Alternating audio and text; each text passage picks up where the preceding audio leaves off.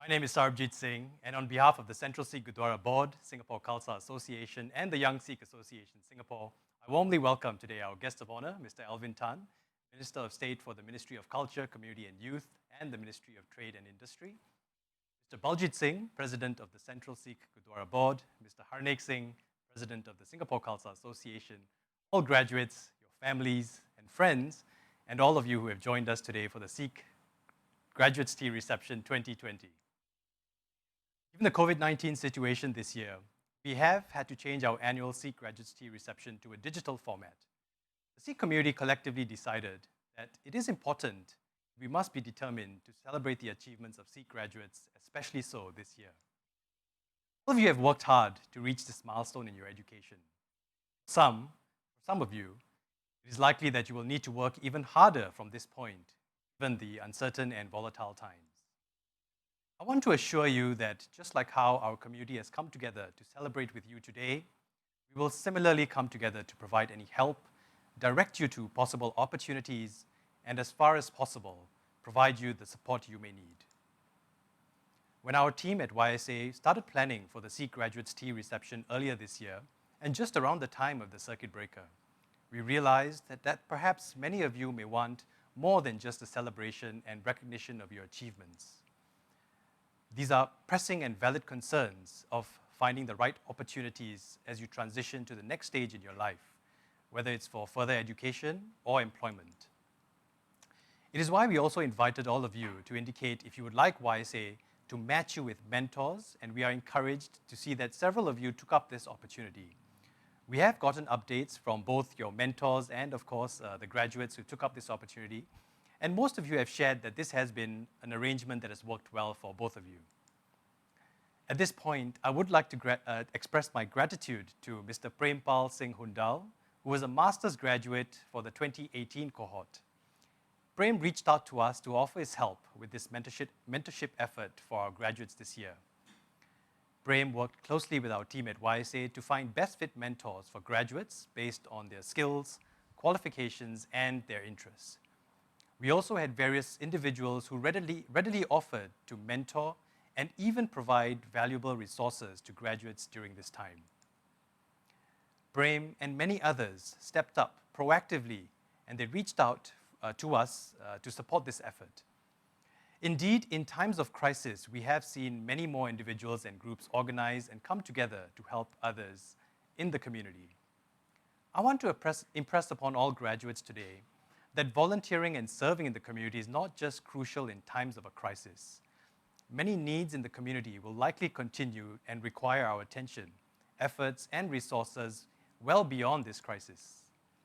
The notion of pre-COVID, post-COVID, or even the new normal may not necessarily apply to such community needs and the individuals, families, and groups that require assistance in the community. Coupled with the fact that on some counts, there are even more in the community that will now require help and assistance due to COVID-19. For all graduates today, do not take lightly and lose sight of the fact that you have had this privilege to learn, grow, and improve yourselves. Yes, it is important to take care of yourself, chase your dreams and aspirations. But I hope that when you can, you will also act on what I consider a moral responsibility to help others and to pay it forward. At YSA, we look forward and welcome you with open arms to join us as volunteers and serve together with you in the community. Today, as we celebrate your achievements, I would also like to express my gratitude to your family and friends who have provided you the support up to this point. They are part of that proverbial village it takes to raise a child, and they have claimed to significant credit for your achievements too. Congratulations to all of you from the Sikh community on your graduation. I would now like to warmly invite our guest of honor today, Mr. Alvin Tan, Minister of State for the Ministry of Culture, Community and Youth, and the Ministry of Trade and Industry, to deliver his speech, please. Mr. Tan, please. Thank you, Sarabjit. And just a really warm afternoon to all of our distinguished guests, to all our graduates from the Sikh community, to all the proud parents, and all that are tuning in today. It's a very important day to all of you, and it's a very different day because of the community and the situation that we're seeing at the moment. But I wanted to start off with the term graduates. And you guys are now all graduates, so congratulations. But the term graduate is Latin for a term that is a step towards. And I thought this is quite an important concept about a step. Because as you guys are all stepping, you are stepping into a new world that the likes of your other graduates before you have not seen before. But this step is also important in many different regards. You are stepping into this new world, but you can also choose to do a few things. You can choose to step back because of the major issues that are facing this world at the moment and facing you and your families at the moment. You can choose to step out in faith and in courage, and you can choose to step up because your community, your country, your Sikh community, your friends, your family need you. So it's with this that you are graduating and with this concept about stepping that I want to frame this whole thing. Now, COVID-19 has indeed given us a lot to ponder. Even today, we are looking at 0 cases in the community, but 10 imported cases. But if you look around our region, if you look around Malaysia, you look around Indonesia, you look around Europe, you look around in the US, the situation is not as it is in Singapore. All over the world, people are facing spikes, double spikes, triple spikes in their COVID numbers. The situation is bad on the COVID front, the life front, and the livelihood front. Even, I'll give you an example, even in Ireland, they are about to close for 6 weeks. And I think the Prime Minister had also said that they expect about 155,000 jobs to be lost in the next few days. So lives are being affected, livelihoods are being affected. There are about 200,000 deaths in the US due to COVID-19 already. But it's a very different picture in Singapore at the moment because we have managed to at least stabilize the situation. But with that also, there are issues with regards to your lives, your livelihood, your job prospects. And as you graduate and you step into this world, I wanted to share a few things. Number one, it's okay to feel fearful because it is a new world. And many of us, and many of you have expressed that you feel fearful for 2 things. One is on jobs. Are you able to get jobs? What holds for you in the future? I think that's really relevant, and it's okay to feel insecure in that regard. But the second is also what I've heard, and many of us have heard, is you feel that these are new stressors in your lives. Mental well-being is also a big issue. And we see not just among the youth, but also in your friends, families, and in people who are seniors, for whom COVID has been a very stressful time. And we can do 2 things. We can step back and say, oh, let this hit us, and we wait until a solution is upon us. Or we can step out and see what we can do, and we can step up to face it head on and try to locate and see what we can do. And YSA and the Sikh community have shown us the way. Prempal Singh, for example, during the COVID-19 crisis, he stepped up. He stepped up to deliver necessary supplies to not just the Sikh community, but others outside. YSA has also partnered with the Catholic Welfare Services to also deliver masks and essential supplies, not just to your own community, but to outside community. So these are examples, but then also I remember last year or the year before, where Sarabjit and the YSA team, where there was an issue with regards to a racial and religious misinterpretation or misunderstanding, inviting the influencer, the person who made that statement online, to say, come and look and come and see what the Sikh community represents. Come and join us. And these are examples of the Sikh community, the YSA, stepping out and stepping up and taking responsibilities during times of crisis and also during times of peace, and bringing together, opening the common space, and that's really, really important. There are also many different ways in which government is also supporting, and I wanted to share just a few examples, not just on the mental well-being side, but also on the job side. So let's start with the mental well-being side. We are setting up a youth mental well-being network. It's already, in fact, being set up. And feel free to join us because we want it to be ground up, but we also want to provide government support. So issues such as stress over jobs, responsibilities, and even your online space, I think that's where we can provide a lot of support together with your ideas.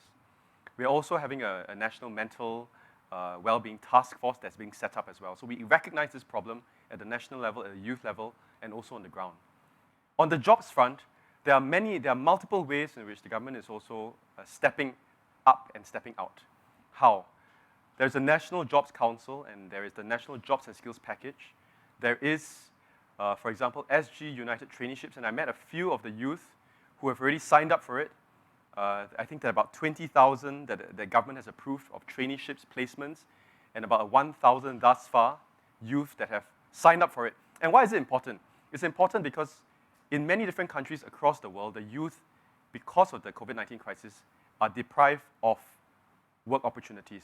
But this SG United Traineeship allows you to take up a youth traineeship program, get your skills, get your experience, and then when this thing hopefully blows over, you have skills, you have experience to take on these jobs. That's really, really important. And then on my ministry at MCCY and NYC, we're doing a couple of different things. We're going to launch Youth Tech. We have opened up registrations here during October to send about 1,000 youth out to the community and to social sector organizations, equip them with digital skills so that they can help the community to digitalize. We also have the Youth Core internship schemes. You're working with institutes of higher learning for on-the-job training, and we have about 160 places in about 50 organizations already. And then we have, if you haven't gotten in touch, there's Youthtopia. Youthtopia, go Google it. There is also a Facebook site.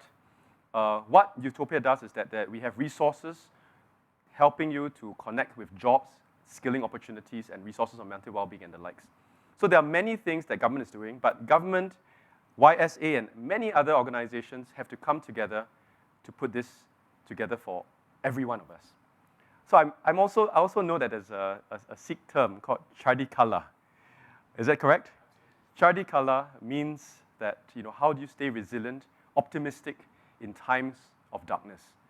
And the darker the darkness, I think, the brighter the light. And the youth community here in YSA has shown us the way forward, the light. Our Sikh community has shown us how to move forward and step up and step out. But during these darkest times, I urge all of you as new graduates to also step up, step out, don't step back,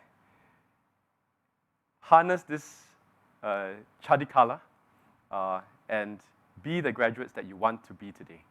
So without further ado, I just wanted to thank you, say big congratulations today again to all of you. You've made your parents very proud, and I wish you all the best in your future endeavors. Thank you. Thank you, Mr. Tan, and thank you for sharing about the several initiatives and government schemes that will enable our graduates today to take that next step in their journey. Now, the moment we've all been waiting for, recognizing our Sikh graduates in the community for the year 2020. In alphabetical order, I present to you our graduates of 2020. Avnash Singh, Bachelor of Commerce. Gagandeep Singh, Bachelor of Business, Accounting and Finance. Gurpreet Kaur, Bachelor of Business, Economics and Finance. Gurpreet Singh, Diploma in Mechatronics. Gurwind Singh Man, Bachelor of Social Science in Chemical Engineering. Jagdish Singh Banveru, Bachelor of Commerce, Accounting and Finance. Jagjit Singh Jr., Bachelor of Science in Aeronautics. Jaspal Singh, Diploma in Security and Fire Safety Studies. Manpreet Singh, Diploma in Digital Precision Engineering. Pavandeep Singh, Bachelor of Social Sciences with Honours, a distinction in fact, in Economics. Premjit Aujala, Diploma with Merit in Aerospace and Aeronautical Engineering. Ranjot Singh, Diploma in Aeronautical and Aerospace Technology. Ravina Randhawa, Bachelor in Marketing and Journalism. Reena Pal Kaur, Bachelor of Business Management. Rashwin Kaur, Diploma in Biologics and Process Technology. Sandeep Singh, Bachelor's in Guidance and Counseling, Honours. Simarpreet Kaur, Bachelor of Arts, Honours. Simranjeet Singh, Degree in Accountancy. I would now like to invite our valedictorian this year, Mr. GurJeevan Singh Balrose, to receive his certificate from our guest of honor, Mr. Alvin Tan, on behalf of all graduates. Congratulations, GurJeevan. Thank you. Congratulations, Jeevan. Thank you very much. All graduates, you would have received your certificates by post, including a GrabFood voucher, which we hope you would have utilized to enjoy this afternoon for the Sikh Graduates Tea Reception 2020. It is now my absolute honor to introduce to you our valedictorian, Mr. GurJeevan Singh Balrose. GurJeevan graduated from the LASALLE College of the Arts in August 2020, and even as a student, produced and directed many films. Some of his films have been nominated and received acclaim at various local and international platforms. Most recently, two of his films, Haruwal and Vichora, which were his final year films, were nominated at the National Youth Film Awards in July 2020. The film Vichora won Best Original Score at these awards. In 2018, his film Come Here was nominated for Best Direction, Best Actor and Actress for the Cine 65 2019 Film Festival, and was also nominated for the Frameworks Film Festival in 2019. The documentary Lifeline by GurJeevan was also nominated under Frameworks Festival 2019. GurJeevan has also gained valuable experience working in teams for two feature films. He was art assistant for the film Liang Shi Mei by Jack Neo, and the personal assistant to the main actor of the film, City of Small Blessing. GurJeevan enjoys storytelling because he believes stories are a powerful way for people to engage with their emotions and even bring people much closer together. He hopes to be able to work on more narrative feature films in the coming years that capture stories of Sikh history and culture in Singapore and India. He wants this to be his contribution to bring people together and for them to learn more about the Sikhs. GurJeevan shares that his years at LaSalle have tremendously broadened his knowledge of film, and he's especially grateful and proud to represent his alma mater as he pursues his passion in creating films. Today, GurJeevan has kindly offered to also show us a clip from one of his acclaimed films. Let us sit back and enjoy.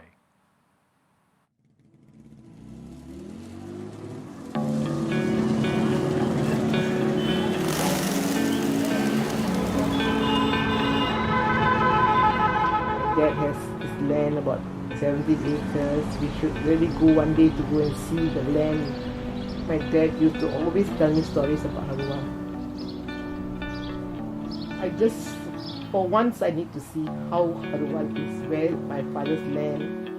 All these years, listening to all the stories and all that from my auntie and my dad and all that, it has been in my mind that I need to go to Haruwal, and my mission is accomplished once I've seen the land. At least I've seen the land.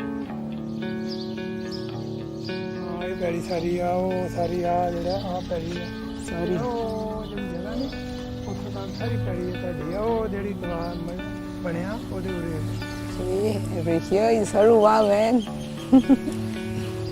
Okay, I think so. Here.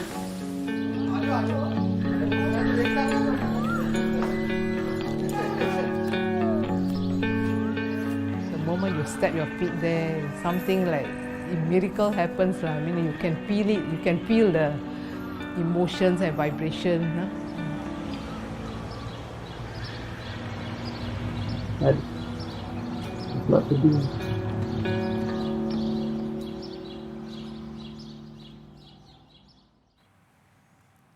That was wonderful. I would like to now invite Mr. GurJeevan Singh Balrose to deliver his valedictory speech. Mr. GurJeevan Singh, please. Good afternoon, guests of honor, Minister of State, for Ministry of Culture, Community and Youth, and Minister of Trade and Industry, Mr. Alvin Tan, President of Youth Sikh Association, Mr Singh, fellow graduates, ladies and gentlemen, and everyone watching at home. My name is GurJeevan Singh Balrose. I'm a 30-year-old graduate today. My journey took a while to get here. First of all, I would like to thank Guruji for who has helped me, has guided me and helped mentally prep me throughout the way. Since I completed my secondary school, I went to Institute of Technical Education, Polytechnic, and finally landed in LaSalle studying film. Before turning 25, I lacked confidence, motivation, and I had no idea where I wanted to do or how I want to strive, as did many of my peers at the time. Naturally, I strayed away, and my peers lagged behind. My very first introduction to film was watching Disney films like Lion King, Beauty and the Beast, and Mulan, especially Mulan, where it's something that I can relate to around me. As I got older, I watched many films from different genres, yet I got to find many, I did not find any made in Singapore on Singaporean Sikhs, only in India. I had no one to look up to, nor no one to follow. So naturally, after graduating at Singapore Polytechnic in engineering back in 2015, I had no clue how to move forward. I was fortunate enough to be selected in April 2015 to be an ambassador for Singapore in the Japanese youth program called SHIP for Southeast Asian Youth Program. It's a mouthful, I get it. I understand. So the program is mainly about fostering friendship and cultural learning while you're having homestay in 5 of the countries. So this was my opportunity of a lifetime to explore the world and seek and understand myself. It was then I took on roles as a press head, as a vice chairperson in cultural activity. I put myself in situations that I've never been before to lead. After the program, I reflected on who I am and what I wanted to become. I took small steps forward into filmmaking, even though I knew it was an impossible task. There's no blueprint for me to follow, and I had to find and build my own way. The journey began by hosting my inaugural photography exhibition called Chup Karke Beja. It's a story about how I shared about my nanny living with me and in India, and it was then I envisioned the effects of film. I then enrolled in a one-year part-time diploma at Singapore Media Academy to host my second exhibition where I made my very first film, Time Don't Change. So it was my journey summiting the heights of Mount Kinabalu. I began my school journey by receiving an acceptance award from LaSalle where I shook the neighbors around me with a loud scream and while reading the letter. My mother, who was in front of me at the time, she looked afraid with the scream, but that was a heck of a day. At that moment, everything changed for me. Entering LaSalle, I knew the journey would be similar to climbing Mount Everest in my mind. Not knowing how each semester tuition fees would be paid, going to school was the journey of an unknown daily. I appreciated the journey of learning and absorbing new information. It was then I understood the power of film and its capabilities. It was then it forced upon me to take the responsibility in making films and Singapore Sikh stories.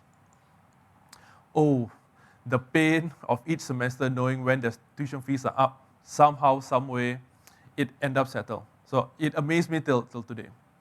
I had 3 highlights during my time in LaSalle.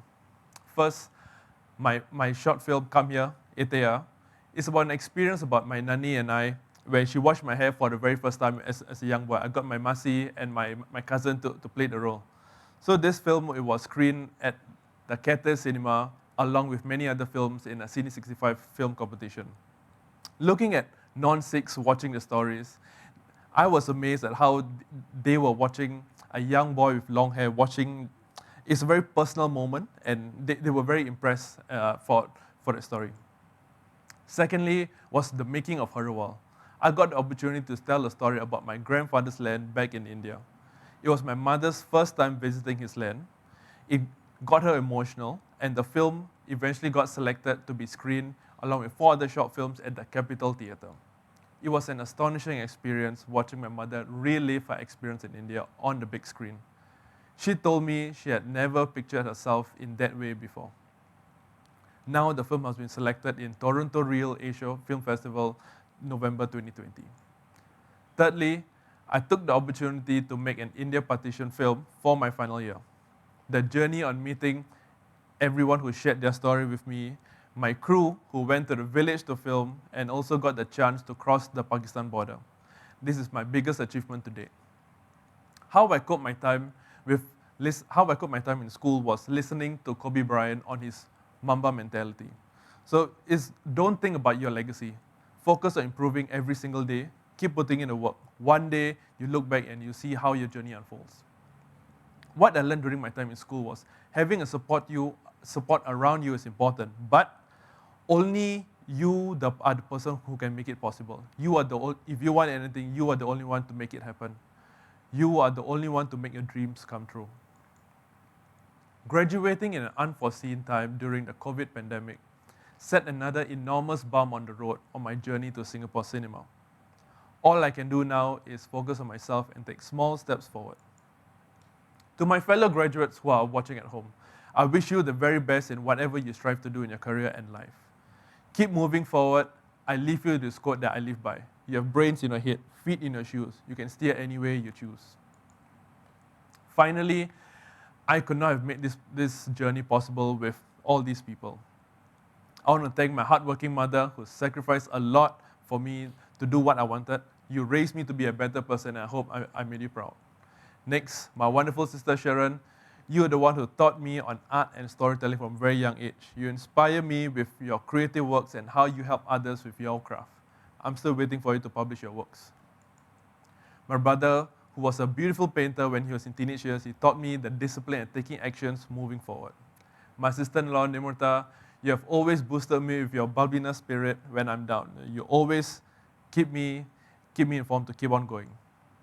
Nanji, if you're watching, with my broken Punjabi, मैं तनो बहुत धन्यवाद करना तूने मैंने मेरा जिंदगी परिवार kita मैं तनो ख्याल करना तोड़ा 3 साल वास्ते तुसी मैंने मेरा lunch बनाया तो उस तरह that बहुत चंगा बहुत धन्यवाद to my Masi who's watching there, helping me to always enforce to me to be a better person, no matter what. My mama and Mamiji who supported me financially on the monthly daily expenses. My fellow family members and cousins, you have always supported me on my stories and my ideas. I don't know what I'll do without you. My chosen family, Tan Wan Lin, you have instilled belief in me when I needed it the most, always looking out for me to do the best. Jonathan Chow, my classmate, we have been through 3 years together and you always pick me up when I'm at fault. You have been there, you saw the journey where I was. Thank you. My good friends, my classmates, who are always there to hear my stories and push me forward. My lecturers, who have instilled the meaning and power of film and drive me to tell stories and take the responsibility to tell Sikh stories. LASALLE Student Services, Audrey Tan and Noraini, you both have helped me more ways than one during my time in LASALLE. And lastly, LASALLE College with the Arts, Tanji Bay Bursary, CDC Tampines North, NG's Brum Center. All of them have played a major part in financing my tuition fees during my 3 years there. I could not have done it without all of you. Thank you very much for your support. I will take my learnings and apply to my next chapter of life. Journey to the unknown, I'm on my way. Thank you very much. Awesome. Thank you, Mr. GurJeevan Singh Balrose. And indeed, while there may be many challenges during this time, you remain steadfast and still very much, as you said, on your way. It was really nice also to hear the significant ways in which you have involved your family in your journey. I hope it's by choice and not something they were forced to do. By choice. But it's really nice and wonderful to see an individual like you who's managed to incorporate that as well into your journey as a student and involve them truly in that experience. So well done once again, GurJeevan. Thank you very much. Thank you. We wish you all the very best, of course, in your artistic and creative journey going forward, and we really wait with anticipation and excitement what your next feature film will be. Thank you very much. Speaking of next today, we are also very grateful to have both Mr. Alvin Tan and Mr. GurJeevan Singh Balrose join us today as panelists to discuss a topic that is very much on all of our minds. The topic for discussion today will be navigating a changing world with confidence. Renowned futurist Alvin Toffler predicted that this century, the 21st century, would be most known for the disruptions it will bring to all of our lives. And many of these will change society in profound ways that we can't even begin to imagine. You know, when our team at YSA was also deliberating on the topic for discussion today, two of my YSA colleagues, Jagpreet and Gurnihal, they shared with me a very interesting quote. The quote goes as follows: "Confidence is a habit and it's not a trait." So this struck me, and this is something that GurJeevan, you also spoke quite a bit about, your struggle initially with the lack of confidence and developing slightly later, perhaps at the age of 25, you shared. And I want to perhaps start with you first. How did you, build these habits to become confident and develop yourselves? And in what ways are you using these habits currently? Because for me, from the journey I took, I never had any opportunity to lead or any opportunity in general. So it somehow stumbled upon me. I completed this golden triangle of activities, which all under NYC. So the first was the pioneer group in Youth Corps, and then I went to the Ship for Southeast Asian Youth Program, and lastly, last August was in OBS.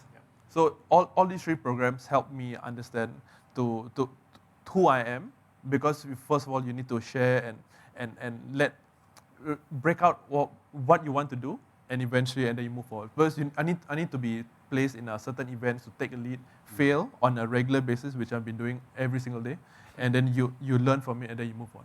That's wonderful. I mean, failure is also an important part of building that confidence, right? It's sometimes the best teacher and one of the most effective ways to develop our confidence.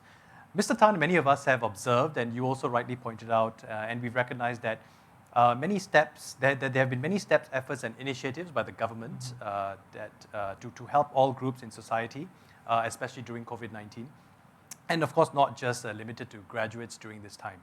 So many of us, of course, appreciate and even commend such efforts, but I have a question for you in two parts.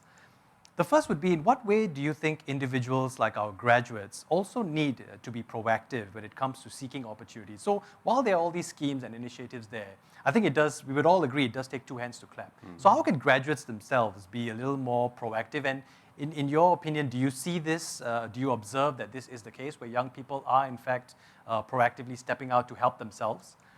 And the second part to this question would be, how do these efforts which you shared about, how do they balance individual needs? I mean, such as in the case of GurJeevan, who has chosen quite a niche degree course to pursue. And of course, he has also shared with us that he's really passionate to continue pursuing, possibly as a career. So how do these individual needs also get balanced with these efforts and schemes? Yeah, well, first of all, thank you, Sarojit, and also GurJeevan. As I was just looking at and just watching Harwal and also the stories that you mentioned, I noticed a couple of different things. I mean, the first is your approach towards trying and your approach towards failure. And what struck me the most was the tail end of your speech, where you expressed gratitude. And that's really important. I mean, your sister Shireen, your Mamaji, your mother, even, is it Wan Ling and Jonathan? Yeah, I think they correct. might be. I hope they're watching. Yeah, Wan Ling and Jonathan. I mean, these are just really, really wonderful to just see that even across your journey, you know that there are friends, there are families, there are structures that are just supporting you along the way. There are people that are just basically supporting you. Correct. And I think that's where I wanted to also just segue into it, where there are so many different opportunities now. I mean, COVID-19 has been termed as the crisis of our generation, but it's also, we can look at it as the crisis of our generation, or we can also look at it as the opportunity of our generation. Yeah, and I think you have now turned many times in your life crises, either crisis of confidence, crisis of circumstance, into opportunities. I think Dinde and Studio M, I think just behind, if you haven't seen the hardworking crew behind also, they are just talking about how during the COVID-19 situation where things are so close, and they pivoted. And it's not just a word, pivoted, but they literally, if you look at the studio here at the moment, they've digitalized and they've made something for themselves. And I think these are real inspiration. The inspiration that GurJeevan you have shared, and then people behind the screen have shared. And that's the kind of opportunities that our youth have to seize in this opportunity. And you know, if you think about it, the digitalization has lowered a lot of the barriers. We're talking off camera, Correct. how now the cost of doing digital production, your craft, Correct. is now reduced significantly. And because of digitalization also, you're able to not just reduce the cost of creating your craft, Correct. but also to showcase your craft. Yeah. And now it's going to go to Canada Yeah. next month. Exactly. Yeah. First time. Yeah. Exactly, and this is how, you know, there's a great, we talk about a great reset, but there's also a great democratization of all of this. And for the youth, there are many ways, right? So you look at opportunities that you can seize on your own, but then there are also opportunities that organizations, you know, government you mentioned, thank you for shout out to NYC, you know, OBS and all of these different opportunities, they not just give you that opportunity, but also opportunities to flex those muscles. Yes, correct. Right? And you're like, oh, I try to be a leader here, but will people listen to me? People don't. And then you try and you tweak it a little bit. Exactly. And then you start to, it's confidence, it's a habit. And then you start to build, and then you get there. But over time, sometimes you also fall, as you said, every day. Then you look back and you say, okay, what did I do at this particular juncture? And then you build it again. And I think those things are really important as we look for opportunities to expand ourselves. Correct. Absolutely. Yeah. Jeevan, anything to add at that point? I mean, to these points, you know, because you obviously have been one who has proactively looked to seize some of these opportunities which you shared with us about. Would you perhaps want to add anything? Because for me, it's because to do filmmaking in Singapore is already a niche career, correct? And being that there's no Sikh feature filmmaker in Singapore, so it's very difficult for me to even begin. So at the very beginning stage, a lot of people around me, it's like I'm entering into a burning house, you know, correct? So, but I chose to ignore that and just enter. And through all these various programs, it helped me to understand, you just fail, don't worry. So that's why when I tell my fellow classmates, just fail fast and fail early so that you can move forward. But most of them, they didn't believe or they don't want to, because failure, it takes a toll on you, correct? But if you fail regularly, like what you mentioned as well, on a daily basis, eventually you get used to, you know, your hands and your knuckles will be sore, correct? But then you just keep going. Eventually, when you look back, you see how far you actually come. So that's why I enjoy all the different activities that NYC have actually organized. Awesome. I mean, at this point, I would also like to invite all of you who are tuning in from home. You can submit your questions whether you've joined us through Zoom or Facebook Live at YSA's Facebook page, Young Sikh Association-Singapore. But you know, GurJeevan, you talked a little bit about some of the opportunities you have taken, and I'm going to push this a little further. Okay. Do you think in Singapore today, young people like you, there are sufficient opportunities, or is it even the possibility that you are able to create these opportunities for yourself? Wow, what kind of opportunities? So in your case, for example, you know, you're very clearly passionate about film, in right? Film, correct. And you just described, you know, it's almost as akin to entering a burning house. Correct. So that indicates to us that you're obviously facing some challenges. But you know, especially as Mr. Tan shared with us, there have been lowered barriers to entry, Yes, especially relevant in your case. Do you think that has helped you in any way? And are you able to, you know, if these opportunities don't exist, are you able to create them yourself?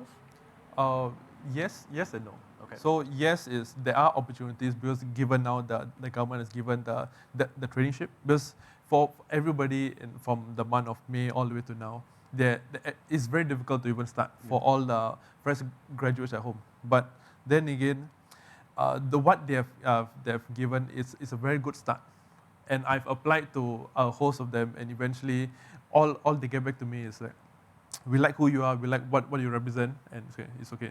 Thank you. And then move on to the next person. Didn't even explain who and like how can I improve. So that falls onto the point. It's a good opportunity, but I have to find my way to create my own opportunity. So like I mentioned, so I start I create my own show. So given now that I try to keep it to one per week, and most people eventually they don't, in a nice way, they don't give a damn of sorts. But there are people around me that, hey, on Monday you say you're going to post it. When is it? Tuesday you're going to post it. So there are one or two people who actually keep forcing me to move forward. So even though, so there are opportunities, I'm not getting it, but I'm sort of creating my own. And then I'm only just going to see how the journey is from here. Nice. You know, that's an excellent point. That also brings me to the next question for Mr. Tan. You know, GurJeevan has described creating opportunities for himself. And, you know, during COVID and this crisis, we have seen a lot of individuals, even groups, take ownership over creating such opportunities. And that would be arguably one of the trends we have seen during this current period. Would you share with us a little bit about some of the emerging trends that you find are coming up and possible opportunities for graduates to seize as well? Yeah, I want to just pull my notes here just real quick because I put it together. And there is a SG Youth report by the World Economic Forum as well as C Group. And I wanted to share a couple of different trends that might be quite helpful for our youth today. Let me read it out real quick and then we can discuss in detail. So first is that we're seeing, for youth, there's a lot of business retooling, and we're just talking about business retooling. So 30%, these are all young entrepreneurs, 15 to 35. 30% of these young entrepreneurs are increasing their foray into e-commerce, so using e-commerce to drive their businesses. 64% are trying out new business models. This is during the COVID time. So that's one. They are retooling their businesses, transforming their businesses. The second is, this is quite important, we have to go into that quite in detail, is that young workers are open to remote working. Young workers are open to remote working. And I mean, all of us have been working from home or studying from home, but over 70% are prepared in Singapore to work remotely and to use virtual meetings. And if you compare this across ASEAN, this is the highest. So Singaporean youths are more open to remote working. Third is Singaporean youth are very much open to online and lifelong education.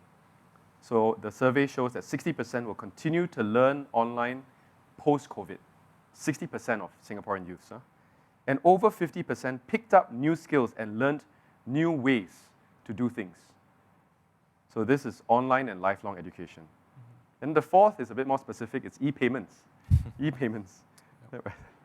This is very helpful for businesses, Exactly, right? yeah. And 37% of youth in Singapore are increasingly using e-wallets, e-payments, e-banking. And this is particularly for entrepreneurs and people working in the food and accommodation sectors. So these are the four broad trends: business retooling, open to remote working, online and lifelong education, and e-payments. I think the most significant for me are two things. Young workers are open to working remotely, and online and lifelong education. We talked about the opportunities, right? And we talked about the lowering of barriers. Exactly. But there's also, with the lowering of barriers, there's also an increase in competition.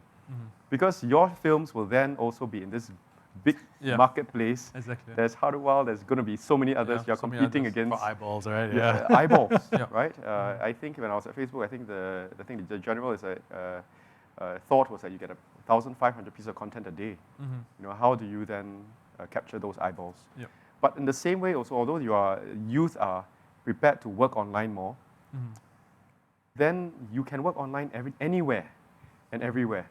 And so youth from other countries can also work online everywhere and everywhere.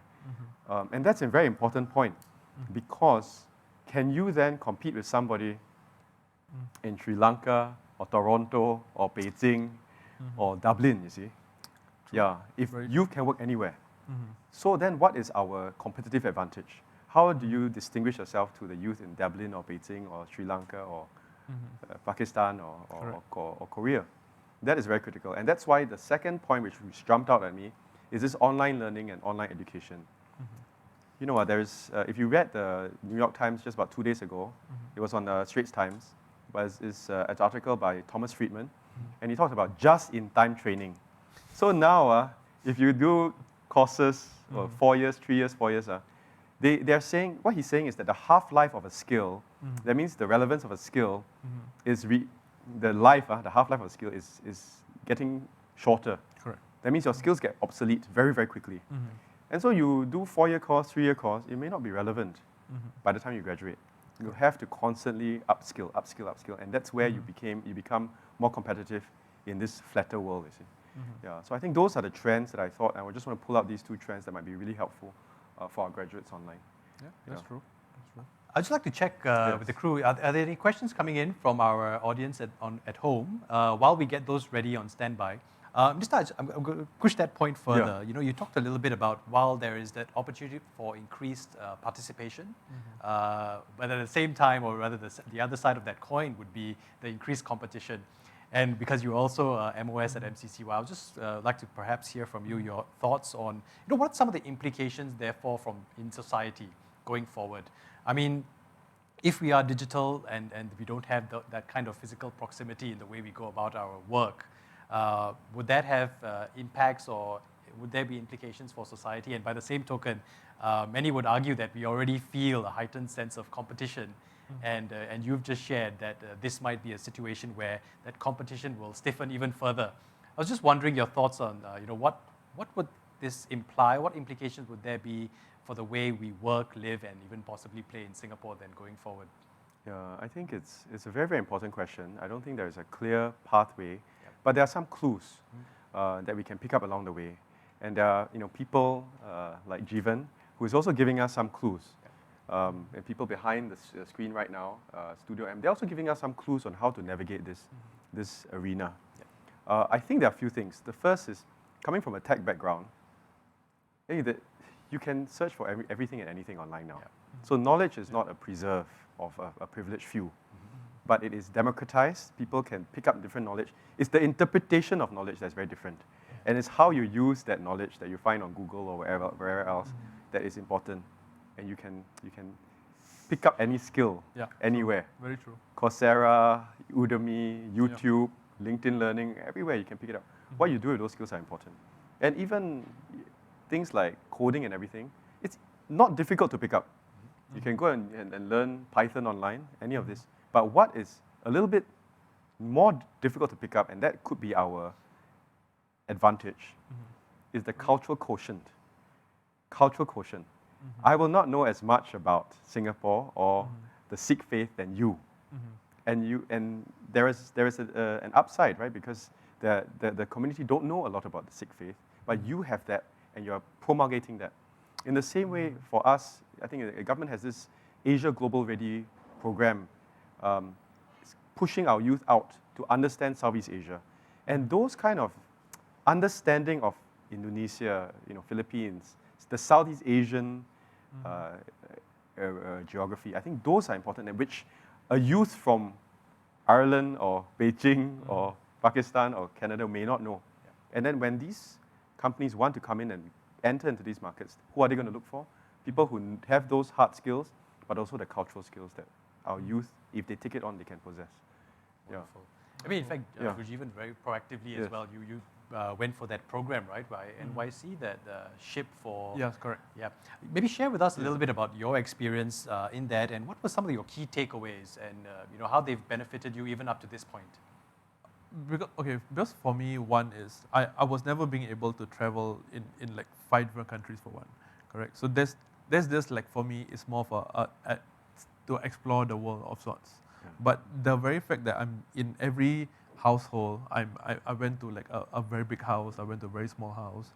So the fact that I was learning the cultural and the learnings from there, so that actually have a very strong instill in me. And along together with meeting, because wherever I go, I'm the only Sikh, correct? So there are 300 people, and they all always say, I want to get to know you, I want to get to know you. But there are only a certain amount of people that you can actually get to know. So I have some very strong friends in Vietnam and in Japan and so on. So because of that, I'm able to reach out to them. Eventually, you know, I want to do something with you, and so on and so forth. So that has helped me in like a whole variety of ways, you know. Great. I mean, you know, we've talked quite a bit about individuals and society in Singapore, but now we bring it up on the scale. And Mr. Tan, perhaps for you, I would like to pose this question. You know, at a national level, how is Singapore starting to perhaps pivot or even prepare itself? In what ways will we have to perhaps reconsider some industry sectors which will give us that competitive advantage? And what are your thoughts in terms of, while we can set that direction, how nimble will we be as a society, as a nation, to go with these directions? Yeah, it's a really good question because it's the question that is facing us every day. Yeah. I think, Jeevan, the point that you made earlier, and earlier in the speech we talked about either stepping back, step out, and stepping up, right? That you were stepping out. You're stepping out of your comfort zone. You're stepping out regionally, and I think that's really, really important. For us here, because I wear two hats, right? One is the trade hat, and then one is the community culture and youth hat. We are constantly at this point of time evaluating from a trade and industry perspective new economic opportunities for our people, our Singaporeans. How do we do so? Is we are looking constantly at ways in which what are the new trends in the economic space. So for example, we've had Hyundai investing about $400 million in an electric car factory. We are, a couple of weeks ago, I was working on together, visiting an agri-tech farm, aquaculture farm.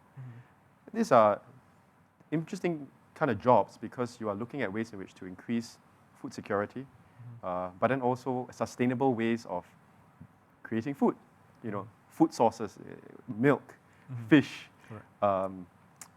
unique kind of proteins, right? Impossible burgers and all the likes. And these are new opportunities that we can tap onto. The tech companies are also investing here. And being open to innovation, talent, investments, I think is very, very important. Because as the world closes, Singapore must stay open, and these opportunities will come. And then our youth will then seize these opportunities, like I have, right? I was an ex-youth, right?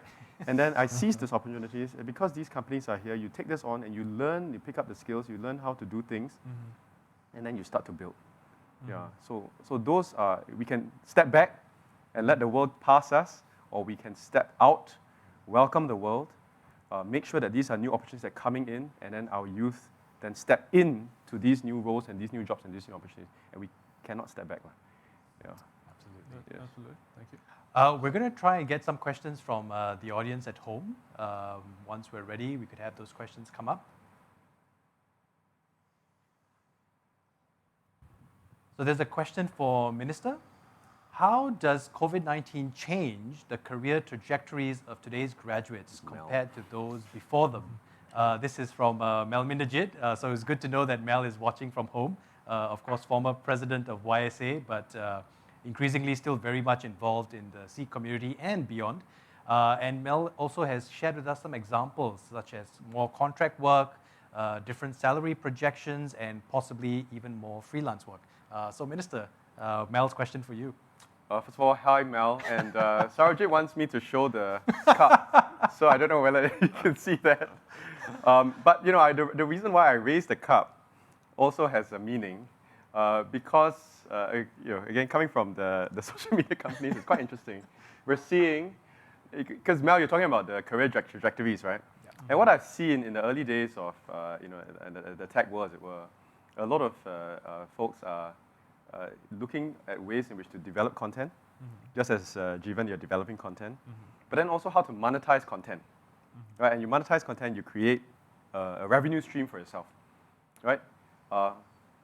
And this is it, right? I could put in a brand like this. This is YSA, and you see, not bad, huh? Not bad. Thank you so much. Really appreciate it. But then, but this is important because how do you then monetize? How do you then gain, for example, a network, and then you build that brand and you create a product or services or service that the world wants, and that is the market. But government also has a part to play in terms of making sure that that there is no downsides to it. There will always be downsides, but to make it as the regulations that allow it for a secure way of doing business. You talk about different salary projections. I think it's a big issue right now, and it's a big issue that's going to come up. I was just speaking to a friend at Google, and he said, well, if typically last time the Google engineers or the Facebook engineers or the Apple engineers, they will go to the Silicon Valley, right? So they live there, in San Francisco, Palo Alto, Cupertino, Mountain View. With COVID-19, they are now, and so all of these different places, their rents are just increasing, right? What happens right now is that they're moving back to Wisconsin, Texas, Iowa, all of these places, relatively cheaper than the Bay Area. I says, okay, then how do I then? They paid these folks a premium because the cost of living is higher in the valley. The cost of living is much lower in Iowa. So they're now thinking, these companies, do we then pay these same people lower? Because then now their disposable income is higher when they go to the more cheaper states. So that's very, very important. That's the second point. So the first point is how do you use the platforms to monetize as you ought to and you will. Second one is the MEL for different salary projections. Third one is we're seeing increasingly self-employed persons. Yeah, and the way and nature of work, self-employed persons, I don't know whether any country has yet established a way in which to provide adequate social security, adequate protection, and adequate ways of career progression. And we need to be open to that because the tools of the trade now are different. Yeah. So I just wanted to just share that, and I think as these gig economy, and other kinds of entrepreneurial economy and businesses start to build, what is the role of government, and then how do we make sure that it's fair across the board? Okay. Yeah. Maybe it's relevant to getting Jeevan to share perhaps his thoughts on and related to that question as well. What kind of support could the community and government provide? I mean, especially in your case, as Minister just said, you would likely belong as someone who's in that gig economy, as a self-employed freelancer, possibly. So, what kind of support would therefore you require? You think from either community or government? Because at the moment we have very good support from the government, from the traineeship, and even during the COVID pandemic, there were a few groups that came together and they were sharing how to boost your CV and what to look out for. So there are different groups that come to reach out to fellow graduates, especially in the Sikh community as well, and just to give us a little reminder of don't worry, just work on yourself and then move on. Correct. So there are opportunities like that, but in the more of the monetizing way, there isn't much of those opportunities yet. Yeah. So eventually, we can only hope from various companies or community they would come together, because now it's more about just pushing the idea of like coming together. But the monetizing of whatever that you're trying to do isn't there yet. Yeah. So then eventually it falls more under the freelance work and of that sort in a way. Yeah, but I mean, there is that opportunity, of course. I think it was Steve Jobs who famously said sometimes people don't really know what they need until you create it, right? Exactly. So that's an opportunity for you. Yep. I'm going to try and get the next question, please, from someone at home who's tuned in. Again, for Minister Alvin Tan, it is said that the relief packages by the government have softened the COVID-19 blow to some extent in Singapore. We can expect the situation in Singapore to worsen before it gets better, hopefully soon. What would your advice or message to young Singaporeans what would your advice be, to young Singaporeans planning to enter the job market? And this is from Harnik Singh, the first and also a former president of YSA. I love how the presidents are very keen to engage you today, Minister. But yes, when you're ready. Yeah. Hi, Hanak. We met again a couple of weeks ago, and again, YSA represent. My turn this time. Yeah. But yeah, I mean, the relief packages for the government, if you look across the world, the relief packages vary. I think our government has spent about $100 billion in many different areas to do a few things. One is to save people's livelihoods, right? And so you look at the job support scheme, it's 75% of salaries up to 4,006, particularly for those that are hardest hit. I think DPM Heng said that it's projected to save about 155,000 jobs. So that is almost like a quick injection to this virus, right? But you cannot, that helps for a certain amount of months. You don't know how long, where's the light at the end of the tunnel, right? And so you cannot keep injecting. And I think you see a lot of different countries really losing steam because they have job support schemes and all of the likes, but they cannot pay. We are in quite a good position that we have saved over the years. Our pioneers have saved for a rainy day. At the end of this, you will see a lot of countries in mountains of debt. And debt will then be transferred to us, to our children and our children's children. I think that's very dangerous. That's one. So we have that, fortunately, to support people's jobs, to support people's livelihoods. But there's another aspect to it, which is to preserve and to protect capabilities.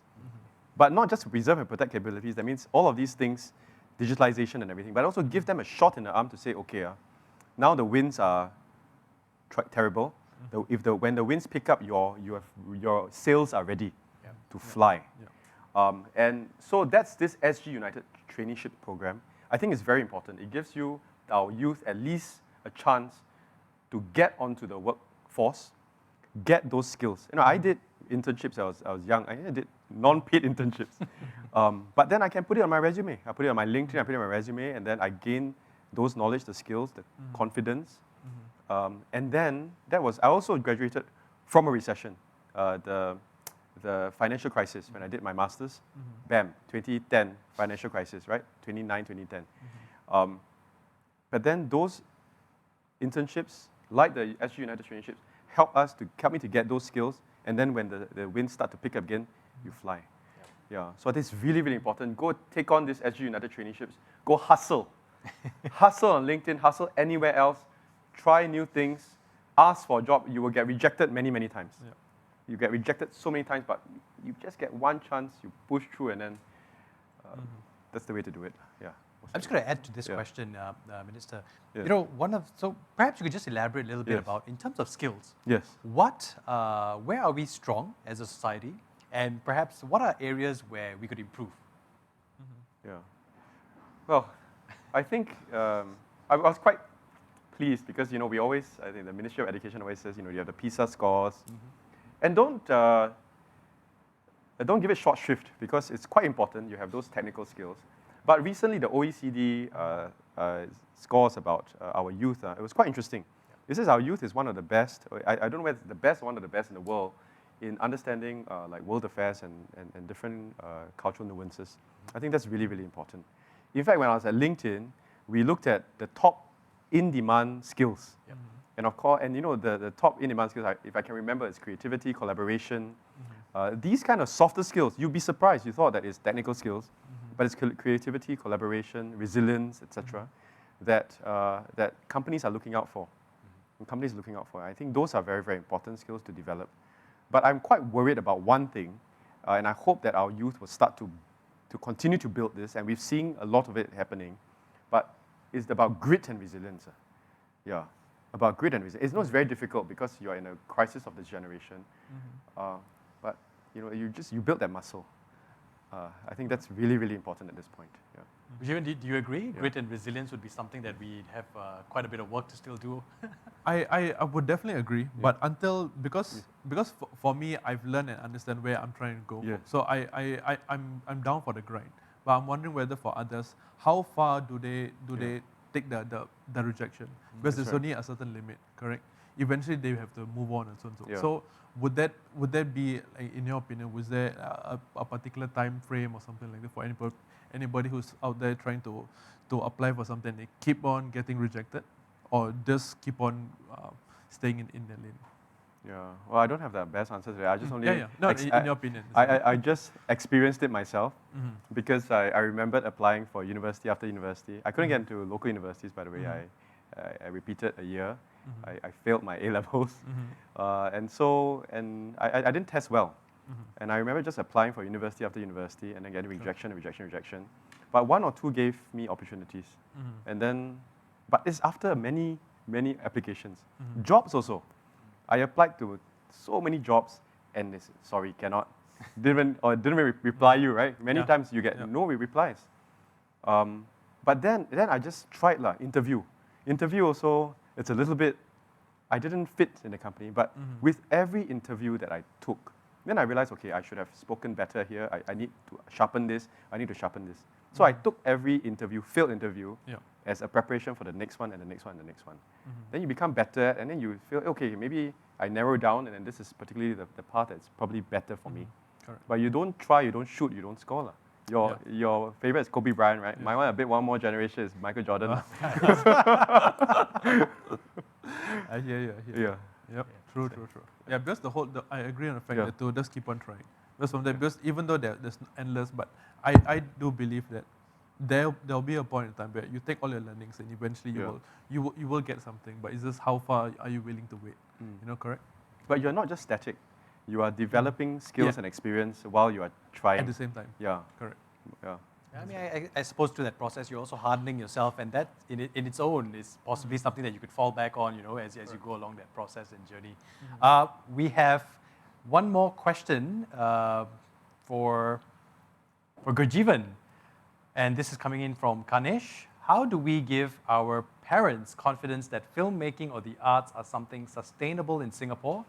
Thanks for that question, Kanesh. And he goes on to ask, how do we sustain our passion sustainably and overcome stereotypes that such efforts don't bring in bread and butter? Yes, it's always about putting the food on the table. So GurJeevan, I'll let you answer that question just after a quick reminder to all our participants at home. If you could, we request that you could turn on your video so that we could take a screenshot very shortly once GurJeevan's given us his response to the question by Kanesh. So over to you, Jeevan. It's a very good question, by the way. For me, it would have to be to ask yourself, how far are you willing to go for it? Because like what we mentioned for Michael Jordan, and for me, because I follow for Kobe Bryant, because of the Mamba mentality, is because the whole focusing on how much work are you willing to put it. Eventually, like what I said in my speech earlier, only you can make it happen. There will be support around you, but how far are you willing to take it?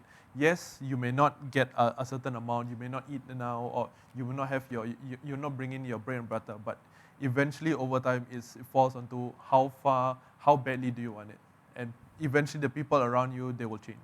That's from my take. I think it will be the same for you as well. Nice. We're about to wrap up with the last questions for both Minister Alvin Tan and GurJeevan. So this one is for Mr. Alvin Tan. It was very encouraging to see several young people come forward during this pandemic. How do you anticipate youth involvement in civic engagement will change or evolve going forward? Yeah.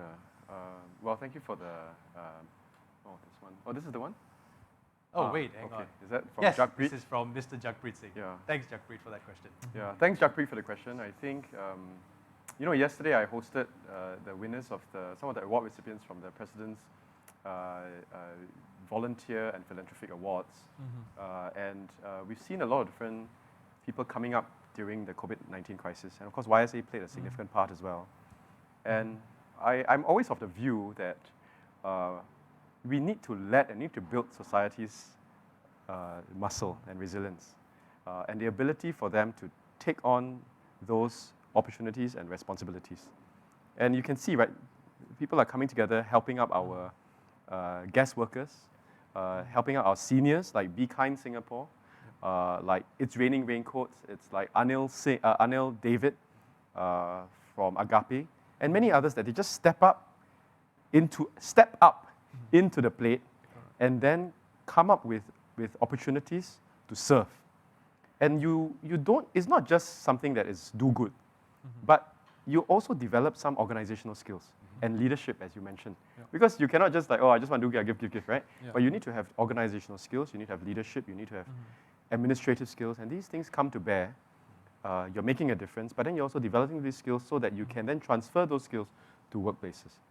And so I think governments at some times have to take a step back, let that rise, and play a supporting role. And that's what I think increasingly we ought to do, to allow for that space, and then we support. Yeah. I'll just add on to that point as well, because I realized the question was for me as well. So, I mean, generally, I'll be a bit brief, I guess. Generally, and I've said this before as well, I firmly believe that in Singapore, whether it's and across society, we are fundamentally a very kind society and even a caring one. But yes, it is perhaps also an issue of timing. At some point, people are more ready to come forward and give that assistance, others not so. So we also have to allow that. And, one of the other remarkable, by way of illustration, one of the more remarkable opportunities I'm involved in right now, it's an entirely ground-up initiative. So you will also see increasingly a lot of young people, or even society generally, they don't rely on organizations anymore. And let me give this example, a community initiative known as Lighting Hearts and Homes. It's a wonderful initiative where volunteers, without any organizational backing, is just during this festive period of Deepavali, they are going around to various homes, needy families, underprivileged families, and giving them festive goodie bags. Just to, and it's not so much about giving them the items, but more to make them feel that they do matter and they are remembered during this time. So that's an example where, another possibility going forward for young people would be that they don't need to rely on organizations to be sort of rallying them together or setting the direction or tone. It's very well, it might just be the way that they come together and want to have that autonomy to do it on their own terms. But what organizations can do, therefore, is to just give them that support, as you correctly mentioned, Minister. Yeah, and so just one quick note on that point is that I talked about the support, right? Yeah. And NYC has a youth action plan. It's how it started in 2019 and just showing how we want a Singapore youth, describing the Singapore they want by 2025. And out of that is also a youth action challenge. So if you have a good idea, there's a youth action challenge. Sign up for it. It's season 2 now, but there's support for all of you. These different ideas. So it's not just ground up, but then you get that support too. Yeah. Awesome. So you're not on your own. Yeah. Thanks for that, and of course, appreciate NYC setting up the Youth Action Plan. Youth Action Challenge. Youth Action Challenge, pardon me. Yeah. Jeevan, you are sorry, GurJeevan. Obviously, you're on this panel today because it was important to YSA and I think Minister as well to have a youth voice represented on this panel. And we're going to leave you with the last word today on our panel. What would be one key advice? You did share a quote, but what would be one key advice you would like to leave our graduates and other young people who are at home watching us today? What would be one key advice for them that you would think is important for them to know and perhaps bear in mind? For me, I think strongly is the poem that I actually live by Dr. Seuss. It will be, whatever you want to do, whatever you're trying to achieve, whoever you are, you have brains in your feet. You have brains in your head, feet in your shoes. You can steer any way you choose. So that's what I would leave you with, and because it falls onto you. Anything you want to do, you just take the step forward. It's whether how far and how willing you want to take it. Thank you very much. Thanks, GurJeevan. So take ownership, use the resources at your disposal, and chart your own journey. What a wonderful way to end this panel discussion. Appreciate both of you taking your time today. Thank you very much, Mr. Alvin. We have we have almost come to the end, but just a couple more things before we leave you today. At this point, we would like to invite GurJeevan to, of course, share a token of appreciation with, you can take a seat. So we invite GurJeevan to share, to present a token of appreciation to Minister. Let me just take one surprise item out first, and therefore, go ahead. And Round this of is sustainable, applause. right? Yeah, well done. And another branding there, YSA logo, better please, put the yes. branding. YSA branding, Mel. Monetizing content and ideas. Okay. And Thank on you. that note, of Thank you, course, Jeevan. Thank you. a T-shirt as well from the entire YSA team. Thank you, Minister Alvin Tan, for joining us. Thank We you. hope There you the go. next time we get the opportunity to meet you, you'll be able to wear that Yeah, absolutely. with the rest of our community. Fantastic. Thank you, Awesome. Sarojit. Thank you, GurJeevan. Thank you, Mr. Yeah. And we also have, of course, not to worry, GurJeevan, we have one for you. Thank you for joining us on the panel today. you very much for having And me. likewise, we hope you will enjoy our YSA T-shirt as well. So this is for you. Thank you so much once again for Thank you very sharing much. your insights and thoughts with us today. Thank you very much. We would like to, at this point, Thank you. take a photograph. Could we invite all participants on Zoom to turn on your cameras so that we could quickly take that photograph and use it? You have that as a way of remembering this wonderful occasion. We're good? Okay, so at the count of 3, we could take that photograph. We could do perhaps a more formal one and then the fun one. Is that So good? formal ones like this. No problem. Formal one, class shot. Class shot. Oh wait, we have to hang on. Just give us a moment, all of you at home. We're almost ready to take that photograph. If for graduates, if you have your certificate with you and you're joining us from home, it would be wonderful if you could just show the camera your certificate as well. And if you're perhaps daring or enough to also show what was the items you ordered for reception today through your Grab food vouchers.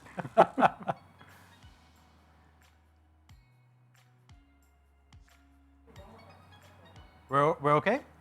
One more time. Okay, fun shot. Okay, so this is the fun shot on the count of 3, 2, gonna point. One? Awesome.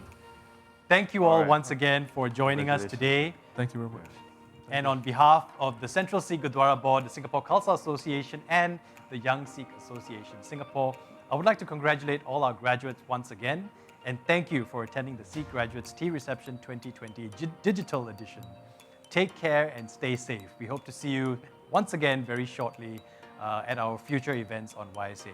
Do also follow us on our social media platforms, whether it's Instagram or Facebook, and we look forward to your engagement and interaction online. Thank you. See you next time. Bye-bye. Bye.